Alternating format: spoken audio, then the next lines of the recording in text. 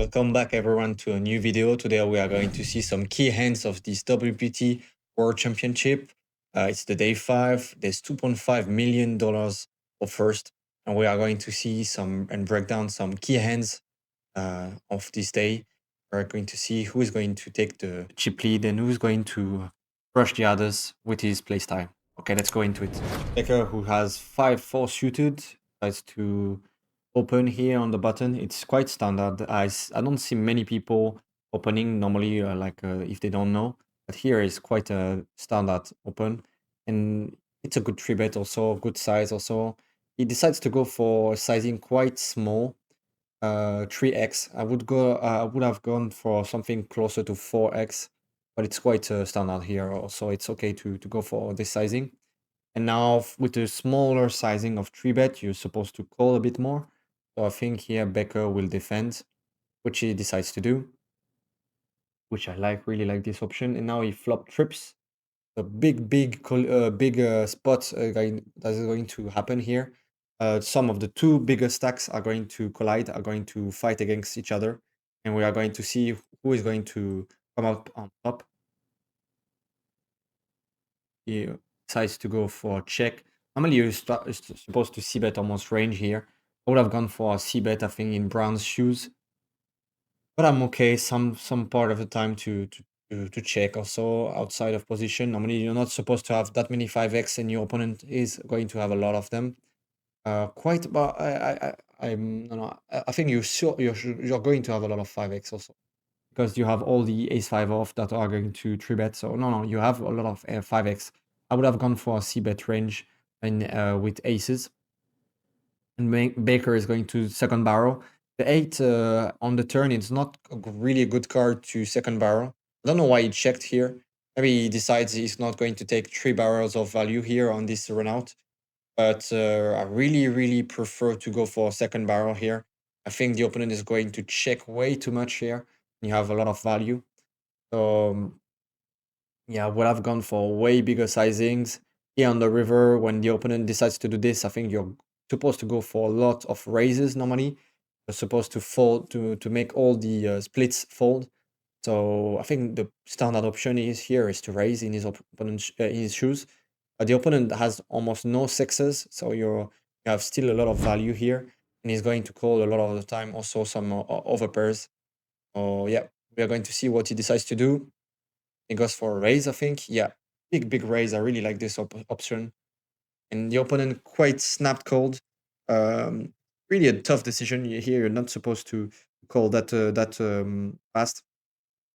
Don't really understand why he called that fast, but he lost a massive pot on this one for several reasons. First of all, he did quite a small sizing pre-flop after he decided to check, which is non-standard on the flop because he has normally a lot of 5x's. And after on the river, I think you're supposed to go for bigger sizing and fold if the opponent raises. I'm not sure it's quite a good idea to go for half pot and then snap call if the opponent raises. So yeah, don't hesitate to tell me exactly what you think on the hand, but this is my take, and I think could have maybe lost a bit less with his aces. Here we are going to see another hand. Here we have a raise from queen 10 off, which is really standard here. Big blind going to defend most of the time with Coleman shoes. Yes, we have a defense. 5-6-2. We are going to see what is going to happen on this one. Porban could go for a small size here. If you're sure that you're against a good player, then maybe you go for bigger sizings in general. I decided to go for, for 2/3 spot. Mostly a 2/3 spot, maybe 60% spot, a pot here, which I like. Depends on what the opponent's information you have. I don't know Coleman, but I think maybe he's a good player, but he's going to make the opponent fold a better hand, this one. And yeah, just you're going to see some aggression sometimes. Some big sizing with bluffs can definitely make the opponent fold good hands. We are going to see another hand now, and just after this one was a quick one. So we have ace jack off with Becker decides to raise standard. Brown here has several options. How many blinds deep are they? They are So 10 million on these blinds. So 1 million for 40 big blinds deep, if I'm correct. So I quite like the flat. I don't really like to 3-bet. Yeah, it's a bit too deep to 3-bet call. It's a bit too deep to 3-bet fold also. I think it's the best option that he decided to go with. Yeah, 250, 4 big blinds to get to 1 million, and he has 10 times this. Look, he has 40 big blinds. You can see they play quite deep. Call from working queen suited. He could have gone for a squeeze also. This is what he thinks. Wow, there's so many players now in the hand. Eight. I would have gone on one point. I think I would have gone for a raise, and Barshak I think has to fold a lot. I don't know. Yeah, it's not. It's no point in defending those hands that are going to be dominated because you are going to have to call with your queen X's and have some problems after with this. We are going to see now. Normally, Becker should go for a check most of the time here. There's no really point in c betting or maybe for a small size sometimes. Which I don't really like is c-bet. I'm not sure what he's doing with his c-bet here. Normally, when you have 4 people the in the hand, you're supposed to really diminish your number of bluffs. I don't think it's the best option. Here, Brown decides to raise directly, which I really like. The sizings, yeah, I like also a 2.5x. I think it's quite standard. And then I like him as a easy fold, and Lipton has a difficult decision, but he should. Yeah, not easy in his shoes. I really like his quite tight fold. Baker should maybe call sometimes, fold sometimes. He has so many backdoors. That's why also I don't like his decision to c-bet here. We are going to see which one he decides to go with. He decides to call or fold directly here. Both options are really okay, but I think the worst decision that he took in this hand was to raise pre-flop. On the turn, there's a 8x. Wow, the guy that had 8 should have I should be a bit mad. Brown could go for a second barrel here again something like half pot. And yeah, I don't really like the check back. Still think he has some value here. And on the river, I think Becker should really not try to bluff too much. Even if he has the best hands possible in his choose, I'm not sure that he's going to make opponent fold with overpairs, which he really has in his range. Or maybe you should go for all in if you want to make the opponent fold overpair. But most of the time, it's not going to work. So I don't think this option is really the best. And he puts his opponent all in. Wow, what a crazy spot! Really, really crazy spot. I think it's the best option river if you come to this point. But you have to be sure that your opponent is going to fold with overpairs. And when the opponent check raises the turn and only has like a pot size bet at the river, I think he's going to call most of the time here with pocket tens or overpairs in general. That's why also I didn't like his check on the turn. I think you're supposed really to continue betting if you want to to to showcase that you have a big hand.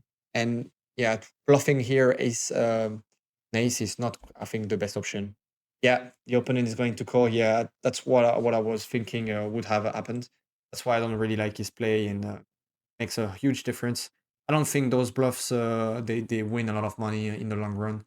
When I try them on my tournaments, most of the time they don't work. Okay, we're going to see other hands here. Really, some key hands. Max Coleman seems to have a quite good live earnings results.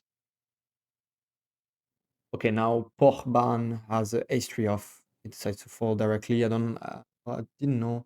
Yeah, he was on a cutoff. Normally, cutoff you can raise with those hands. Depends on how you think the opponents are. I made a video on one of the best Belgian and French-speaking player in France, in French-speaking player in the world. Sorry, David Ikitai, who really likes to open a lot on cutoff and button. So if you want to check the video out, it's in French. If you talk French or if you want to put the subtitles, and you are going to see how the best players in the world just put a lot of pressure on in those spots. Here it's small blind against big blind. Decide to raise, I think, pre-flop, or decide to limp. I don't know. Yeah, decide to limp. I'm not a big fan. I think it's not going to ISO raise enough. in Colesman's shoes. But you can also limp sometimes and check back from the opponent. I think is really good. Now he could go for a c bet, which is the standard play. I'm not sure. I'm not fan of checking here and hoping that your opponent is going to put any money in the pot. Decides to go for a small size here, 400k. Brown, who has a small decision here, he should call most of the time.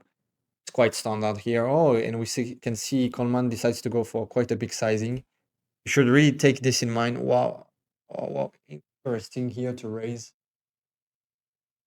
Well, it's interesting to raise because he has a hand that is not so good to flat. So I really like the way of mixing those hands um, that are really not don't have any any redraw and that are really beat against the value range of the opponent.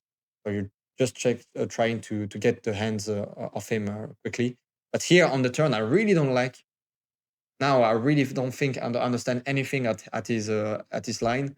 He decides to go for or small raise on the flop and to make all the opponents have a tough decision. But now on the turn, he's not in value or not in bluff.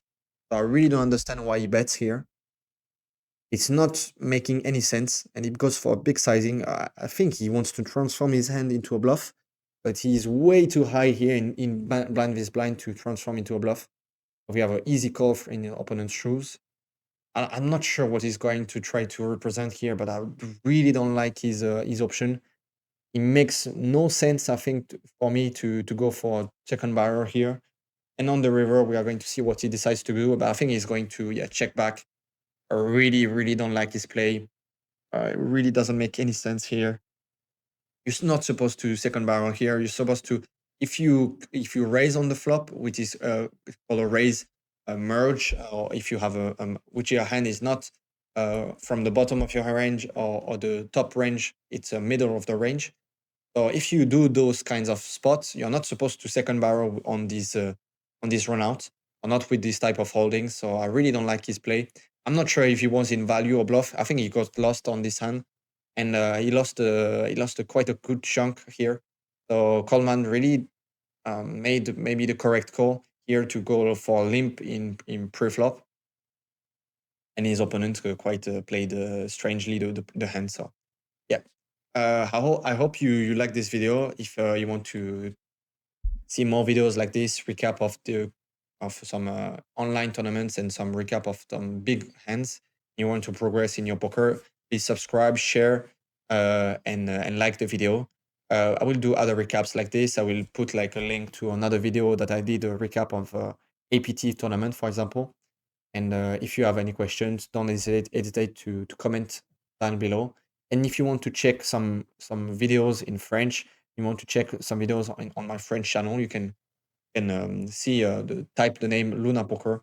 You're going to find my French channel, which I started a bit before, with some hands, some plays that are a bit more analyzed, bigger content in general, more longer videos, and more details in general. Here, it's just to make a short recap of what happens and how you should play some specific hands in tournament.